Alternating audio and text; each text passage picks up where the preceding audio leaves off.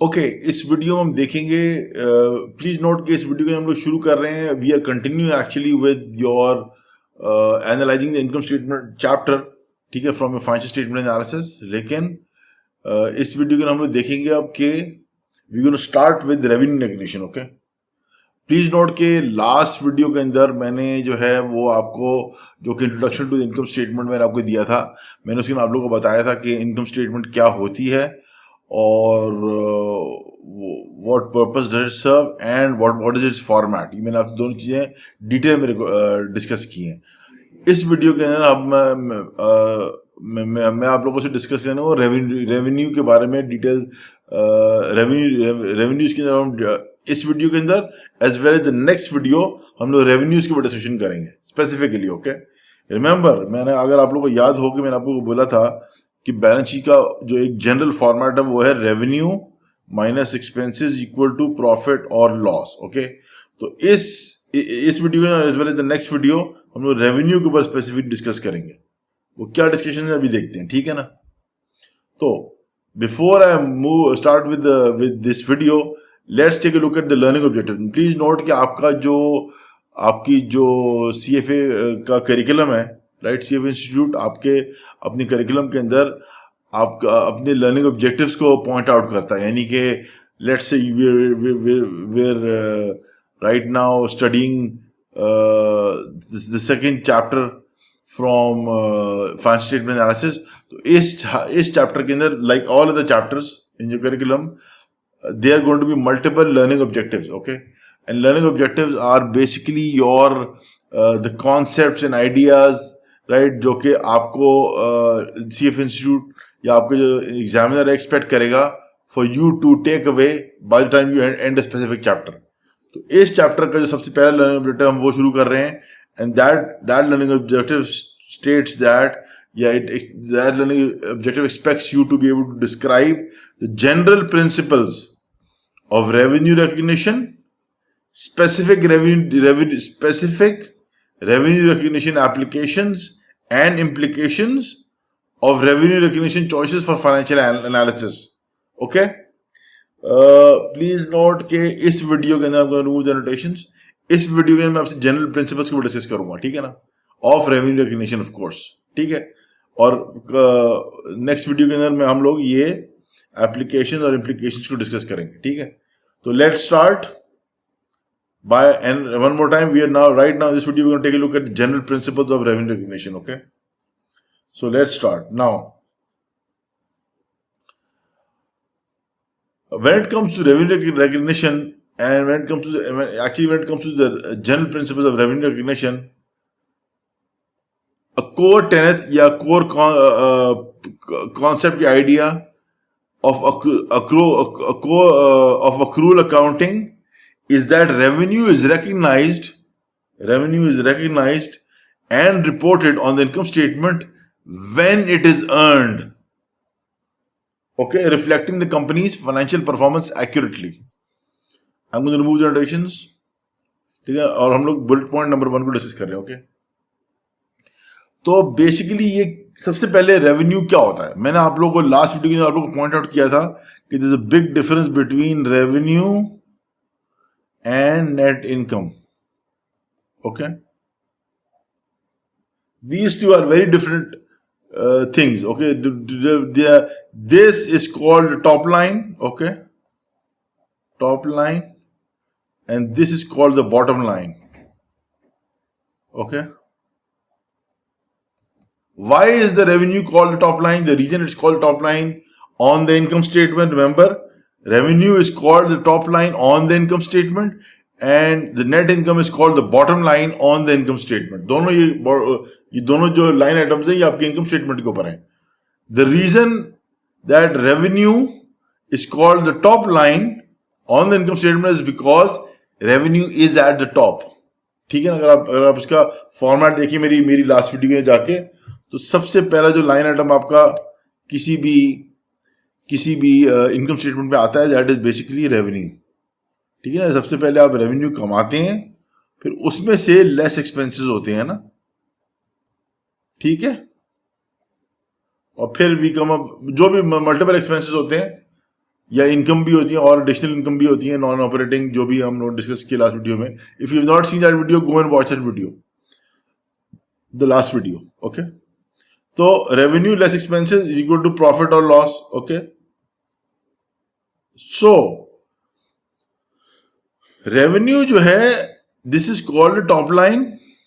I just write TL, and the profit is called the bottom line. Okay, that is BL. Okay, I'm going to remove the notations. तो right, so ये हो गया आपका revenue का. ठीक है, revenue. And remember we are right now on the first bullet point. तो अब ये कह रहा है, अब बेसिकली आप एक बात समझें कि ये जो वीडियो है इसकी डिस्कशन क्या हो रही है. इस वीडियो की डिस्कशन हो रही है कि भाई आप लोगों का जो रेवेन्यू है वो किस सिचुएशन में किस सिचुएशन में रिकॉर्ड किया जाएगा ऑन इन योर बुक्स. ठीक है, रिमेंबर मैं अगर उसी एग्जांपल को लेकर चलूँ ऑफ सीमेंट मैन्युफैक्चरिंग कंपनी, तो अगर एक सीमेंट मैन्युफैक्चरिंग कंपनी है और वो सीमेंट उसका core the reason for its existence is to produce and sell cement for in exchange of profits, तो ऐसी कंपनी हमेशा किस सिचुएशन में रेवेन्यू रिकॉग्नाइज कर सकती है. प्लीज नोट कि आपकी जो वो है, आपकी जो हमारी जो अकाउंटिंग है, ठीक है, उसके अंदर IFRS आता है, इंटरनेशनल फाइनेंशियल रिपोर्टिंग स्टैंडर्ड्स, और US gap.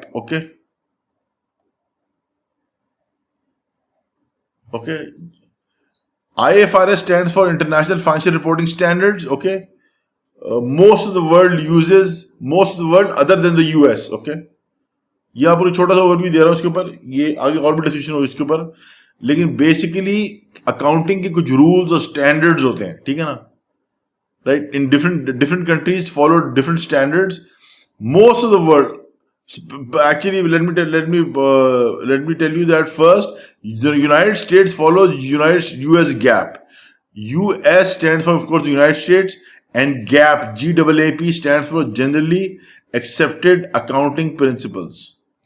G stands for General Accepted Accounting Principles. Okay, so that is basically what US GAAP is. Okay, ये दोनों different accounting standards हैं. Okay, अब इनके अंदर कुछ सिमिलैरिटीज हैं और डिफरेंसेस भी हैं. ठीक है, लेकिन जस्ट फॉर नाउ वो क्या होगा, हम अपनी CFA लेवल 1 लेवल 2 में बहुत डिटेल में फाइनेंशियल रिपोर्टिंग एनालिसिस के अंदर इनकी डिफरेंसेस और सिमिलैरिटीज को डिस्कस करेंगे.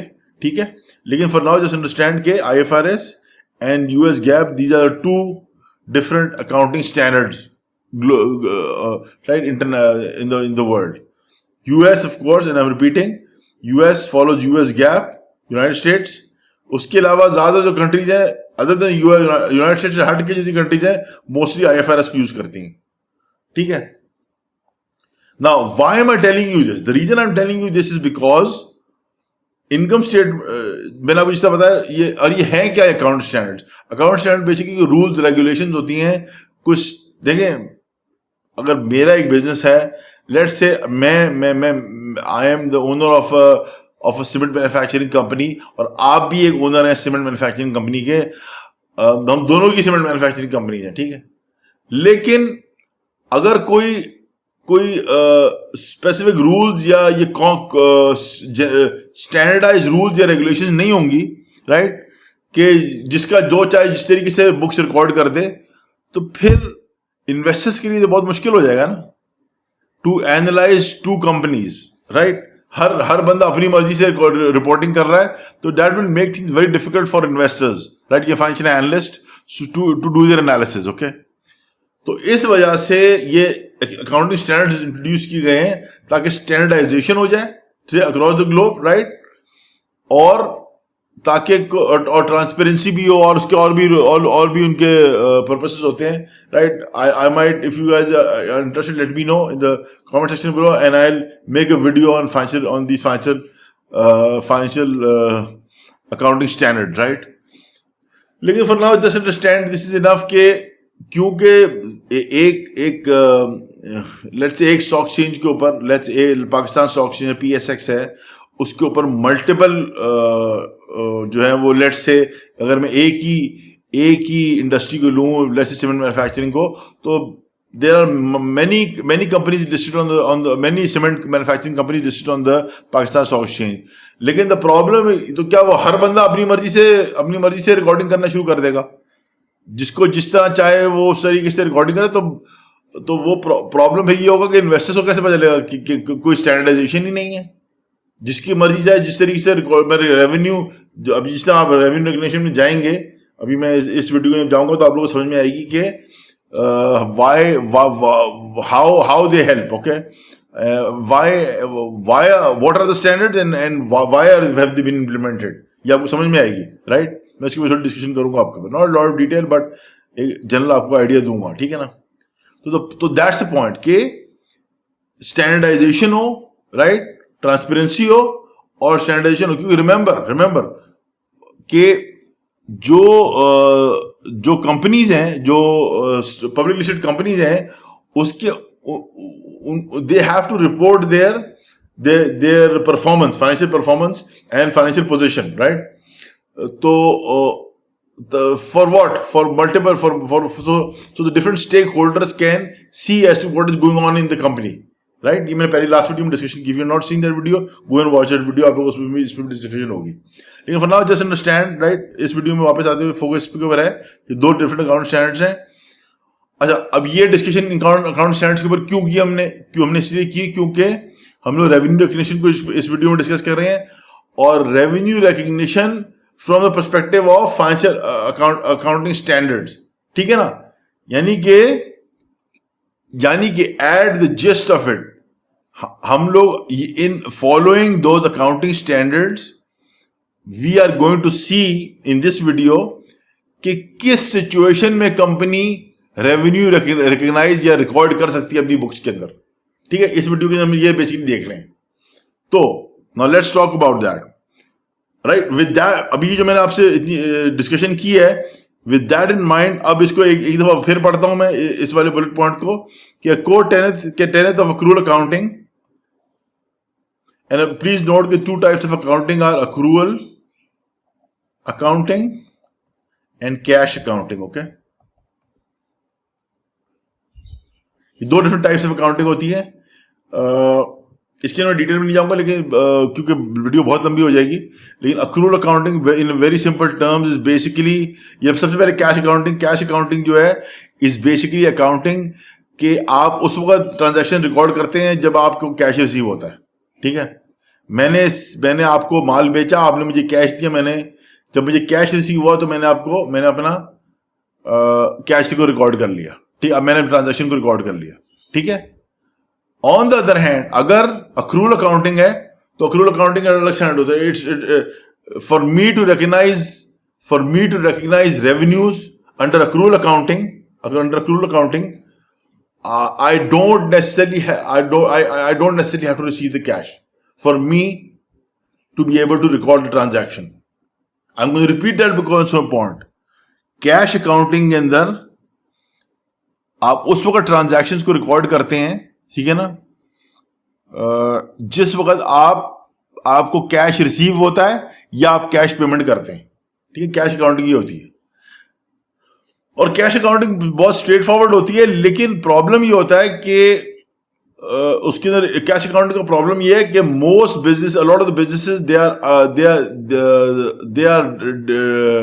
they are transacting on the basis of on credit, यानी कि बाइंग सेलिंग कर रहे होते हैं क्रेडिट पे, राइट? कोई चीज खरीदना, तो जब क्रेडिट पे आप खरीदते तो remember what is buying on credit. When I buy on something on credit, that means कि मैंने एक चीज की ले लिया आपसे, लेकिन आपको पेमेंट नहीं की है, that's buying on credit, right? मैंने आपसे, अगर मैं buy from you on credit, what does that mean?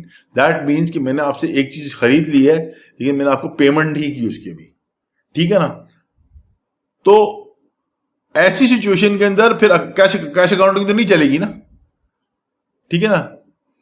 उसके अंदर कुछ कॉम्प्लिकेशंस होती हैं। I won't go to much detail right now, you don't need to go to so much detail, but just understand के the point I am trying to emphasise over here is के there is a difference between cash accounting and accrual accounting, right? और with that in mind, right, remember कि जो हम लोग बात कर रहे हैं कि अक्रूवल अकाउंटिंग के ऊपर जो है जब चीजें आती हैं तो उसमें कॉम्प्लिकेशंस होती हैं, उसमें it's not as straightforward, तो वो जरूरी बन जाता है कि for us to use accrual accounting, especially when companies or businesses are transacting on a non-cash basis. Non-cash basis का मतलब है कि या on buying or selling on credit. Okay? तो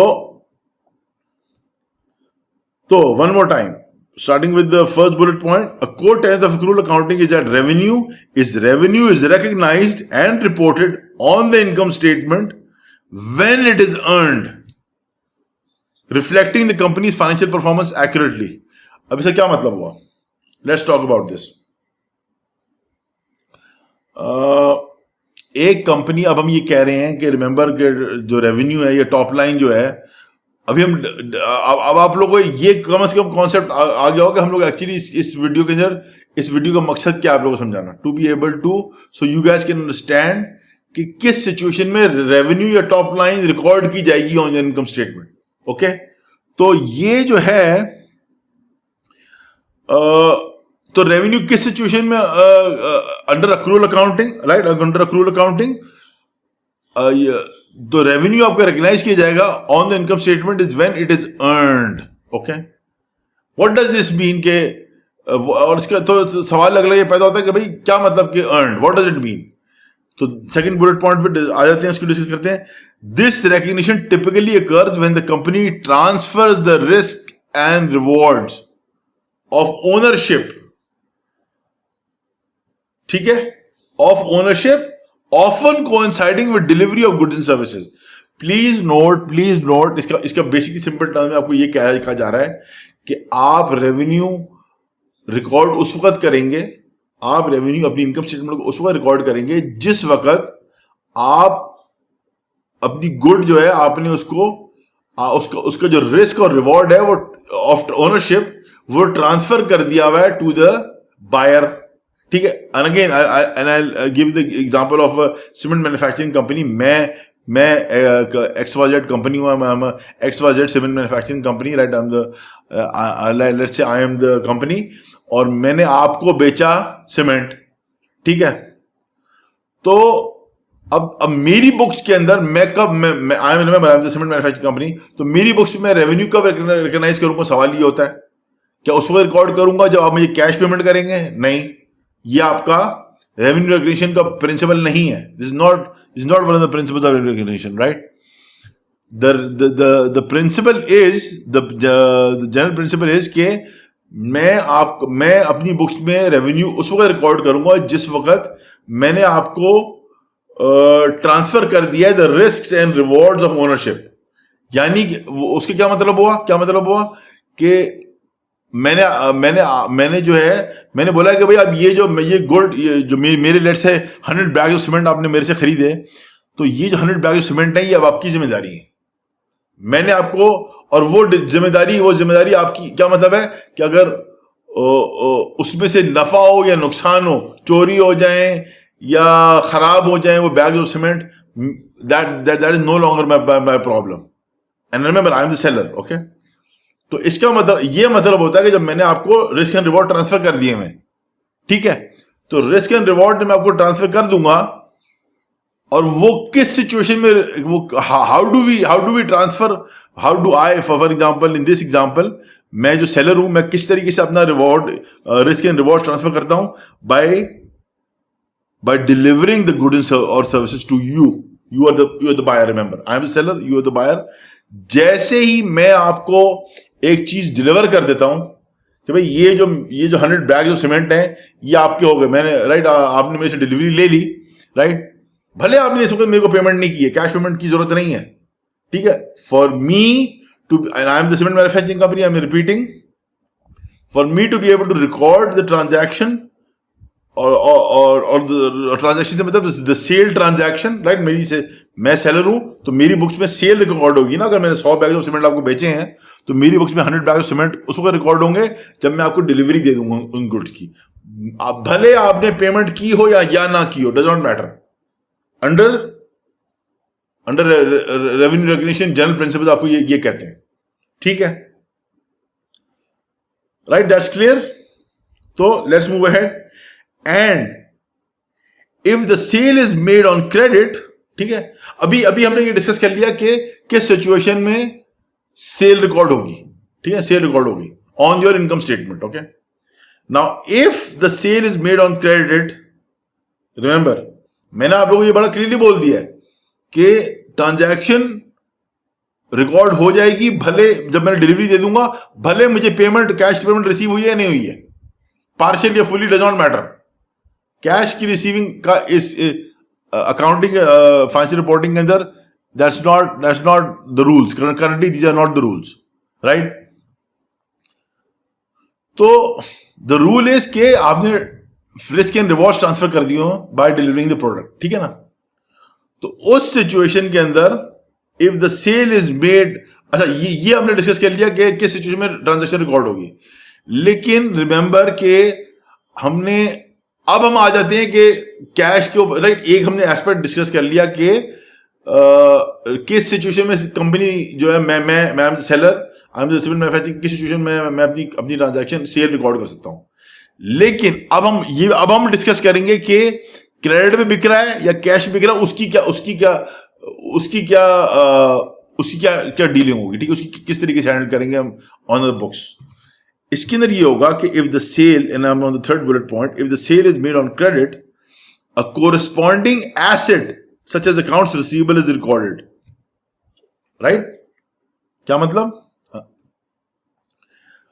अगर मैंने आपको एक अपना माल बेचा, आई am the cement manufacturing company, मैंने आपको अपने 100 बैग सीमेंट बेचे और आपने डिलीवरी ले ली, ठीक है, मैंने अपनी सेल रिकॉर्ड कर ली, ये अभी क्लियर हो गया, ठीक है। बट अब हम डिस्कस कर रहे हैं कि आपने मेरे से क्रेडिट में माल खरीदा है, फिर क्या होगा, ठीक है, क्योंकि मैंने रेवेन्यू रिकॉर्ड तो कर लिया, लेकिन कैश तो मुझे रिसीव नहीं हुआ, मगर और कैश भी जरूरी एक आइटम है, तो वो किस तरीके से हैंडल करेंगे, how do we deal with that, या how do we handle that on our financials, ठीक है। अपनी रिपोर्टिंग तो हमने करनी है, तो किस तरीके से हैंडल होगा। तो अगर आपने क्रेडिट पे माल बेचा है, राइट, तो इसका मतलब हुआ कि मैं अगर सेलर हूं तो मुझे पेमेंट रिसीव नहीं, कैश नहीं रिसीव हुआ है, तो उस सिचुएशन में मैं अकाउंट्स रिसीवेबल बनाऊंगा, और accounts short form accounts receivables, okay. Account receivable self explanatory है, right, this is accounting term. Account receivable का मतलब होता है वो पैसा जो कि let's say I M the company, तो account receivable is that money which is owed to me, accounts receivable, okay.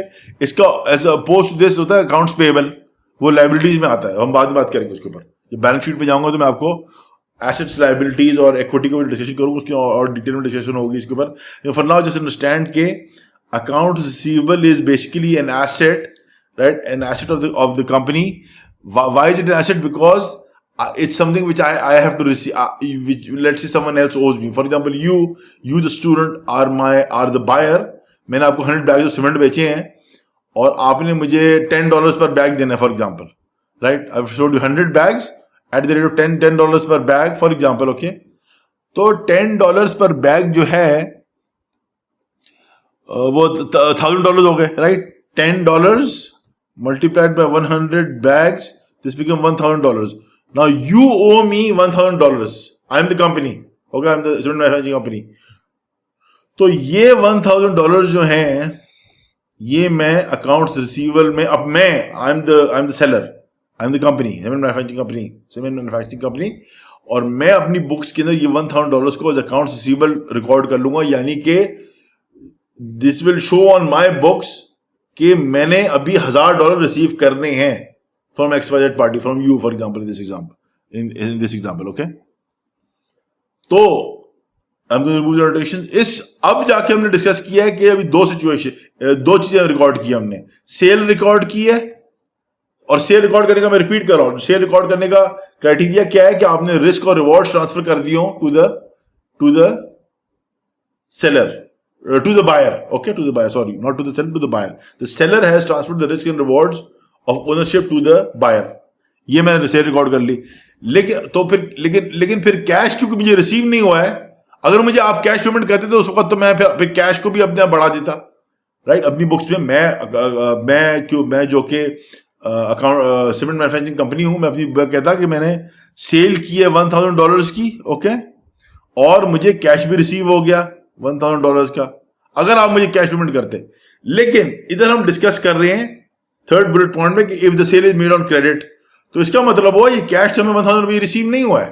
ठीक है, तो इस सिचुएशन में अगर हमें कैश रिसीव नहीं हुआ है तो हम सेल तो रिकॉर्ड करेंगे $1,000 की, लेकिन उसके साथ हम लोग अकाउंट्स रिसीवेबल REC ऑफ $1,000 भी ऐड कर देंगे. ठीक है, अपनी बुक्स की हमारी बैलेंस शीट के ऊपर आ जाएगा एज अ लाइन आइटम के ये हमारा एसेट है. हमारा asset, it is money. Why it asset? It is an asset because someone ओज अस मनी. ये remember this. On the balance sheet ये भी छोटी सी आपसे डिस्कशन कर लेता हूं कि on the balance sheet we have 3 things. Balance sheet के ऊपर अगर 3 मेजर कैटेगरीज के आइटम्स, 3 मेजर कैटेगरीज रिपोर्ट की जा रही होती हैं, which are basically assets, okay, and then liabilities,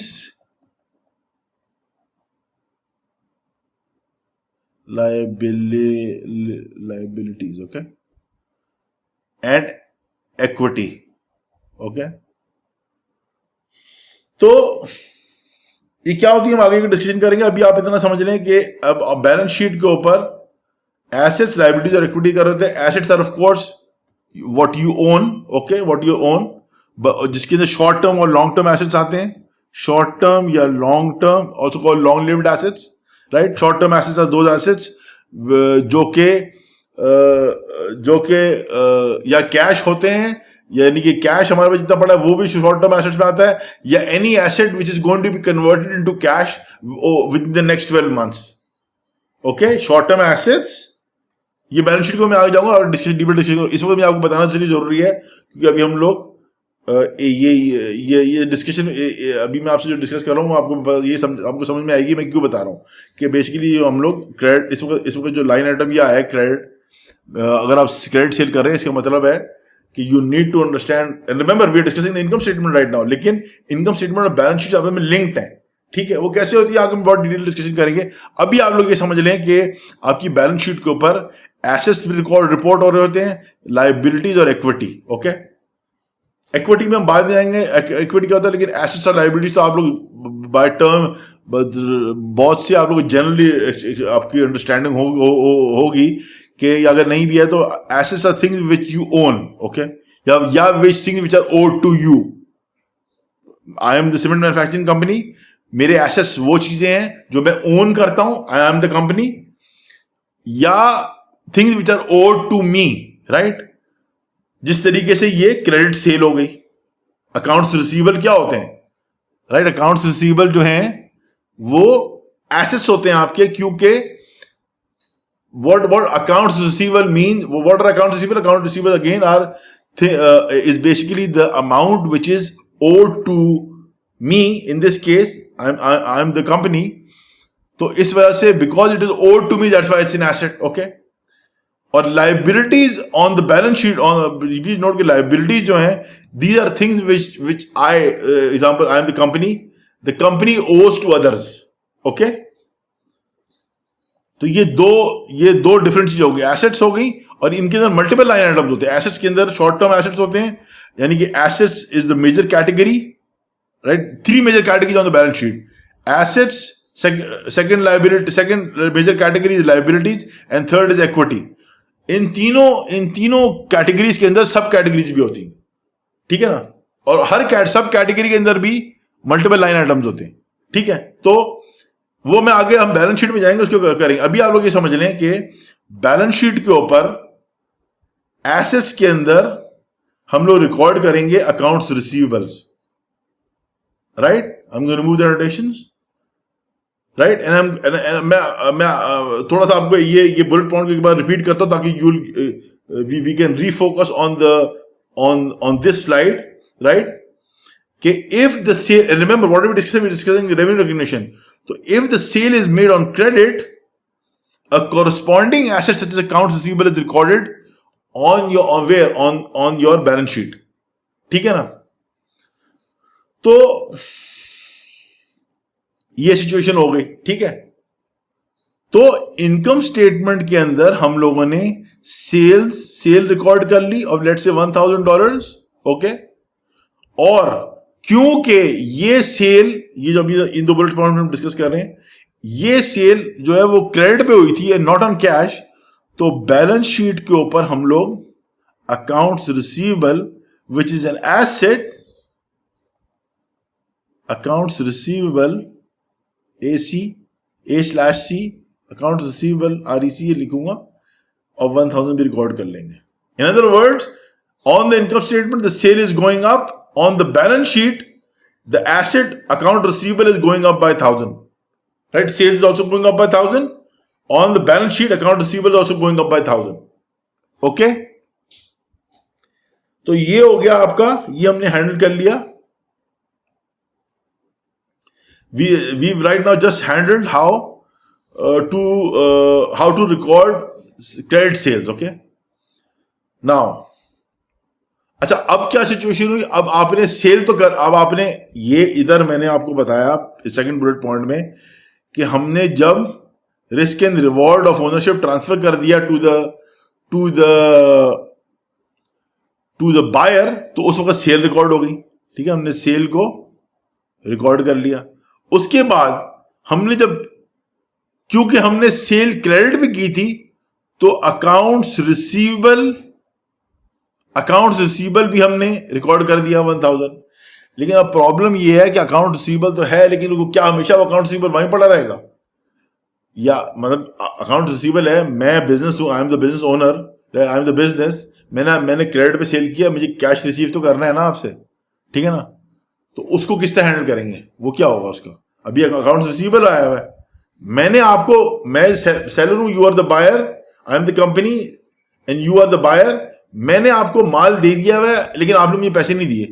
इसी वजह से ये अकाउंट रिसीवेबल इधर क्रिएट हुआ है बैलेंस शीट. लेकिन जैसे ही आप मुझे पेमेंट करेंगे, because you owe me money, right, you owe me money, तो जैसे ही आप मुझे पेमेंट करेंगे तो उस वक्त मैं क्या करूंगा कि फोर्थ बुलेट पॉइंट पे आ जाएं. When the payment is eventually received, यानी कि आपने मुझे पेमेंट किया, I am the company, manufacturing company, you are the buyer, I am the seller. मैंने आपको क्रेडिट पे माल बेचा था, पहले उधार पे माल बेचा था. आपने जैसे ही मुझे उधार वापस किया, तो the financial records are updated to show that the cash has been collected to settle the receivables. In other words, ये जो account receivable which is an asset on your balance sheet, ये हमने $1,000 का इससे ऊपर लेकर गए थे. The asset of account receivable was increased by $1,000 initially when we made the sale on credit. ये जो अकाउंट है, ये $1,000 का जो आपका अपनी बैलेंस शीट के ऊपर जब आप मुझे पेमेंट कर देंगे, तो उस वक्त ये account receivable is going to go down by 1,000, right, क्योंकि आपने मुझे पेमेंट कर दी है. And cash which is also another asset. Remember what is an asset? An asset is something which I again from मेरे पर्सपेक्टिव से मेरी books पे बात हो रही है.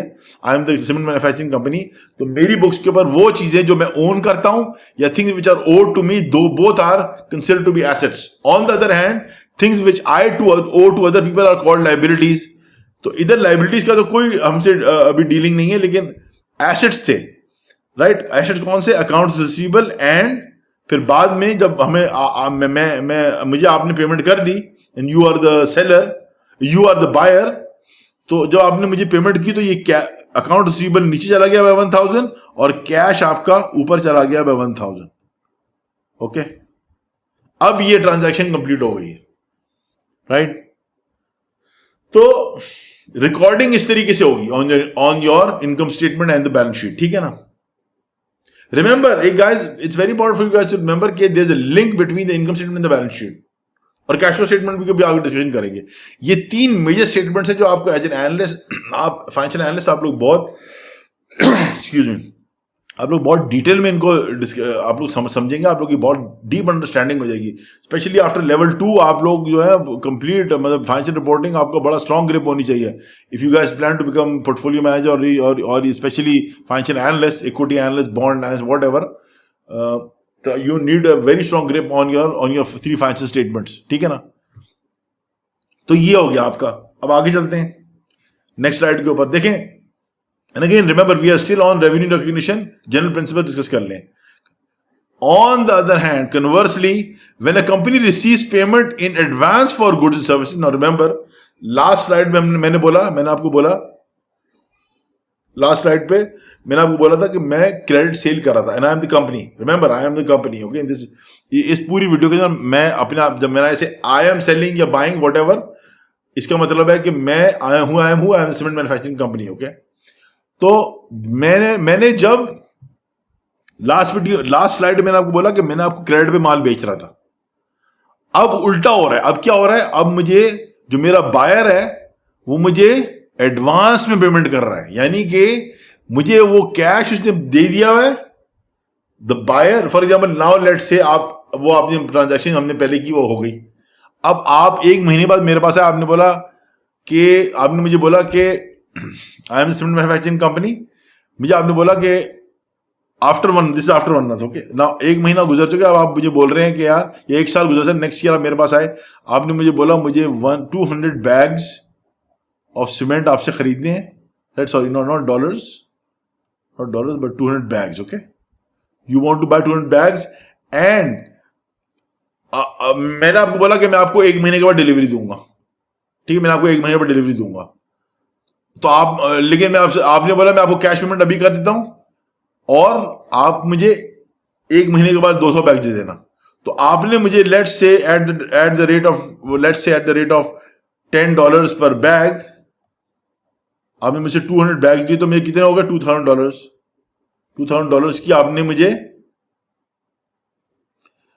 मुझे पेमेंट कर दी। You are the buyer again now. अब 1 साल गुजर चुका है, नेक्स्ट ईयर आप मेरे पास आए हो और आपने मुझे बोला कि यार मुझे आपसे 200 बैग्स खरीदने सीमेंट के, लेकिन 1 महीने बाद हमारी जो भी एग्रीमेंट हमने बोला, हमारी एग्रीमेंट ये कि मैं आपको पेमेंट आप अभी कर दोगे, right. You remember, you are the buyer. हमारी एग्रीमेंट ये कि आप मुझे पेमेंट अभी करोगे 200 बैग्स की और मैं आपको 1 महीने के बाद डिलीवर करूंगा, ठीक है। तो जैसे आप मुझे पेमेंट करोगे $2,000 की, तो उस सिचुएशन के अंदर remove some of the annotations. उस सिचुएशन के अंदर मेरी बुक्स के ऊपर, रिमेंबर मेरी books, I M the company, मेरी बुक्स के ऊपर अनअर्न्ड रेवेन्यू मैं रिकॉर्ड कर लूंगा। Unearned revenue, guys focus on the term unearned revenue. Revenue record हो चुका है, ठीक है।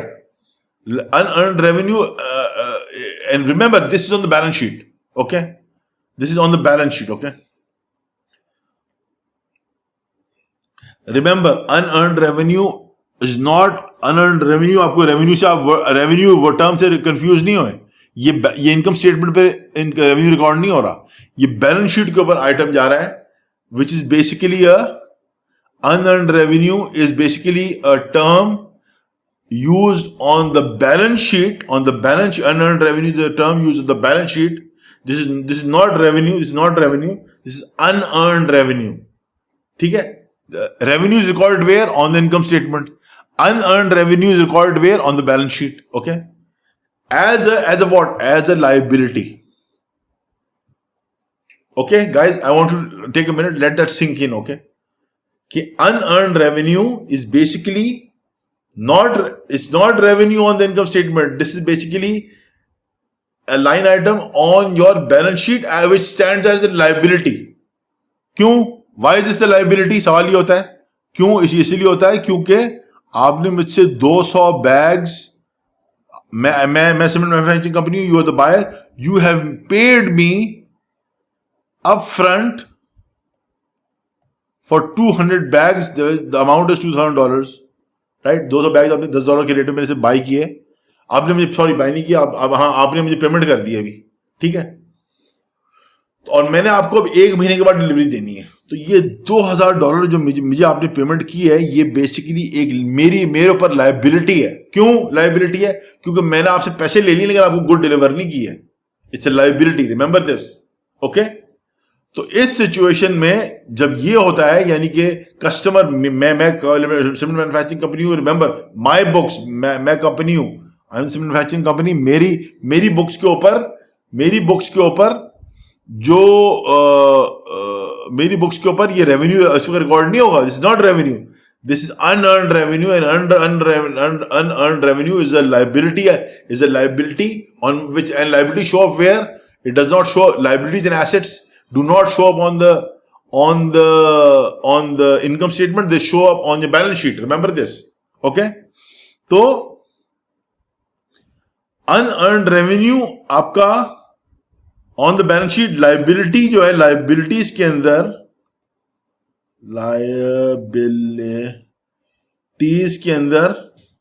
on the balance sheet liabilities के अंदर unearned revenue, I'll just write abbreviation for it, will go up by $2000.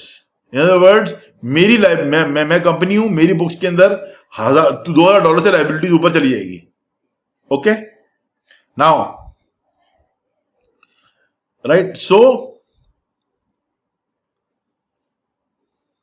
ठीक है, तो ये सिचुएशन हुई। तो अभी तक रिमेंबर, अभी तक मुझे आपने, अब मैं बार बार रिपीट कर रहा हूं, मुझे आपने मेरे you are my buyer, I M the seller, आपने मुझे पेमेंट कर दिया, मैंने आपको गुड अभी डिलीवर नहीं किए।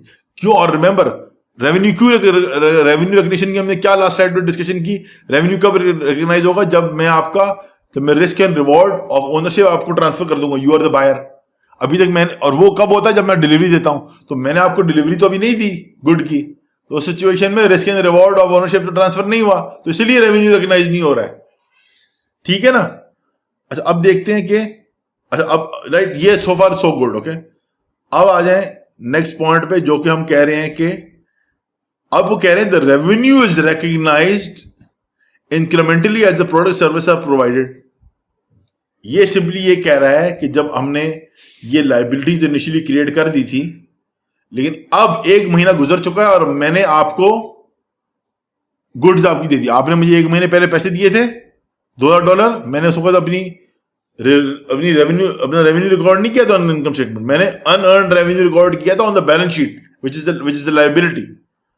तो अब 1 महीना गुजर चुका है, अब मैंने आपको जैसी वो 200 बैग आपको डिलीवर किए, ठीक है, पैसे आपने महीने पहले दे दिए थे, अब मैं डिलीवरी आपको अब दे रहा हूं, तो जैसे ही मैंने आपको बैग डिलीवर किए, अब जाके जब मैंने आपको बैग डिलीवर किया, उससे क्या हुआ? बैग डिलीवर करने से मेरा जो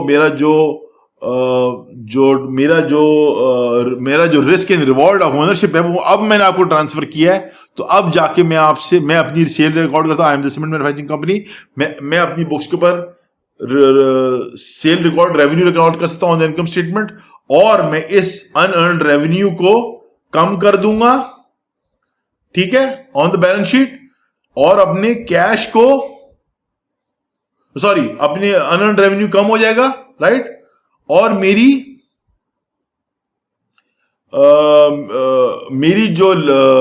इन्वेंट्री है, राइट, मेरी इन्वेंट्री कम हो जाएगी। अभी उसके अंदर भी जाने की जरूरत नहीं है, लेकिन जस्ट फॉर अंडरस्टैंड के unearned revenue is going to go down, and then on the income statement, and remember where is unearned revenue? Unearned revenue is on the balance sheet. Income statement के ऊपर जाके हम लोग अपनी revenue को record कर लेंगे of $2000 on the income statement. अब जाके रेवेन्यू रिकॉर्ड होगा, ठीक है? I hope that's clear. I am going to remove the notations. इसका एग्जांपल अगर आपको मैं दूं, ये जो अभी हमने बाद में अनअर्न्ड रेवेन्यू वाला आपको जो मैंने एग्जांपल दिया, इसके अंदर आपको एग्जांपल होगा कि this an example of this would be a subscription payment received up front for cloud based software that is delivered over the course of a year. For example, इसकी मैं आपको एग्जांपल नहीं देता हूं, एक स्लाइड डिफरेंट एग्जांपल दे रहा हूं कि मैंने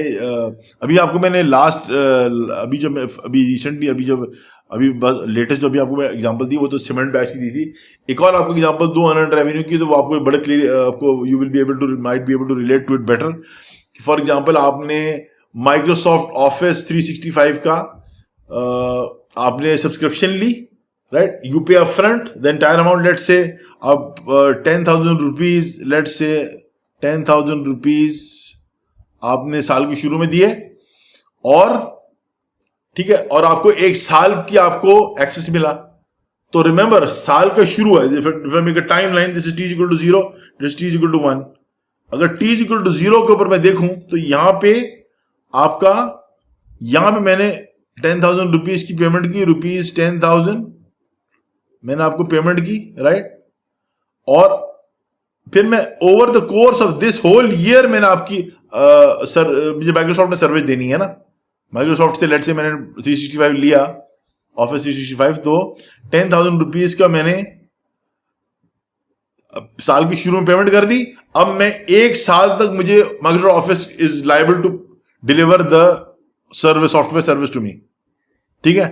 तो और जिस तरीके से जब मैं इस पॉइंट पे पहुंचूंगा, ठीक है, जिस तरीके से टाइम गुजरता जाएगा और माइक्रोसॉफ्ट अपना रेवेन्यू अर्न करता जाएगा, ठीक है ना। तो और by the time we reach this point, एक साल खत्म होगा, तो एक साल के बाद Microsoft on its books will be able to record this transaction. Remember, in this example, in this Microsoft example, selling software to me for example, या टू यू फॉर एग्जांपल, इसको इस तरह देखें ना, मैं माइक्रोसॉफ्ट हूं, और दूसरा एग्जांपल समझा रहा हूं आपको अनअर्न्ड रेवेन्यू का। मैं माइक्रोसॉफ्ट हूं नाउ दिस टाइम, माइक्रोसॉफ्ट, मुझे आपने, यू आर माई बायर, मैं बेच रहा हूं एक साल की माइक्रोसॉफ्ट ऑफिस की सब्सक्रिप्शन, ठीक है। तो आपने मुझे 10,000 रुपए दिए at the beginning of the year, I Microsoft, you are my buyer, you paid me 10,000 rupees up front, लेकिन क्योंकि तो मेरी बुक्स, आई माइक्रोसॉफ्ट, मेरी बुक्स के ऊपर ये 10,000 रुपीज जो है will show up as a liability. क्यों? क्योंकि मैंने आपसे पैसे ले लिए लेकिन आपको भी सर्विस डिलीवर नहीं की है, Gudiya service, what ever, right. तो जैसे ही आप फिर जैसे टाइम गुजरता जाएगा और एक साल लेट से फॉर एग्जाम्पल गुजर जाएगा, तो जब एक साल पूरा गुजर जाएगा तो तब जाके माइक्रोसॉफ्ट अपनी बुक्स के ऊपर ये रेवेन्यू रिकॉर्ड कर सकेगा, राइट, बिकॉज राइट। अभी हम इसके लिए नहीं पढ़ रहे कि यूएस गैप है कि आईएफआरएस है, जबकि उसके लिए भी कन्वर्जेंस हो चुकी है, उसके लिए भी काफी सिमिलैरिटीज हैं, लेकिन अभी आप सिंपली ये समझे, अभी मैं इसमें नहीं पढ़ रहा कि माइक्रोसॉफ्ट यूएस गैप फॉलो कर रहा है, वो अभी उसमें नहीं पढ़ रहा। अभी मैं आपको सिंपल एग्जांपल दे रहा हूँ, राइट, कि आपने मैंने आपको Microsoft is a company, right, और मैं उसको अपफ्रंट पेमेंट हो गई है, जैसे उसको पेमेंट रिसीव हुई है तो उसने एक अपनी लाइबिलिटी क्रिएट कर दी अपनी बैलेंस शीट के ऊपर अनअर्न्ड रेवेन्यू की, और जब एक साल गुजर जाएगा तब जाके वो लाइबिलिटी को कम कर देगा माइक्रोसॉफ्ट, राइट, और अपना रेवेन्यू रिकॉर्ड कर लेगा on the income statement. Okay, so guys that's it for this video. Video बहुत लंबी हो गई, लेकिन very important discussion. I know guys कि ये थोड़ा सा कॉम्प्लिकेटेड लग रहा आप लोगों को, लेकिन very important for you guys to understand these concepts.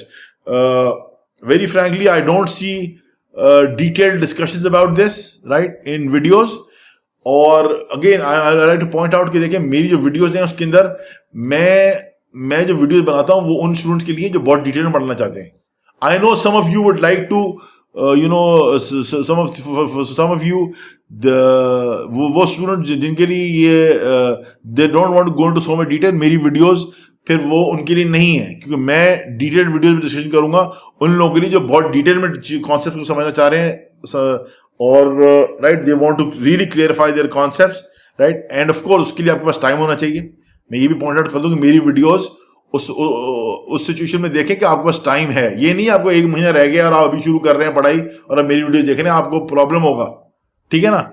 हाँ, अगर आपको कोई स्पेसिफिक कॉन्सेप्ट समझ नहीं आ रहा, आपको मेरी वीडियो देखनी है, you can welcome to watch it of course, लेकिन मैं खुद आपको रिकमेंड नहीं करूंगा कि आपको एक महीना या कम टाइम रह गया या 2 महीने रह गया, आप अभी पढ़ाई शुरू कर रहे हो, मेरी वीडियोस देखें, राइट। मैं आपको यही रिकमेंड करूंगा कि आप लोग ये उस स्टूडेंट, मेरी वीडियो उन स्टूडेंट्स के लिए जो who are 6 months ahead of them before the exam, right, और वो अभी बैठ के देख रहे हैं, they have more time on their hands, right, या कोई कॉन्सेप्ट उनको क्लैरिटी में नहीं आ रही है, they can watch my videos to clarify, right, because of course my videos are more detailed, right?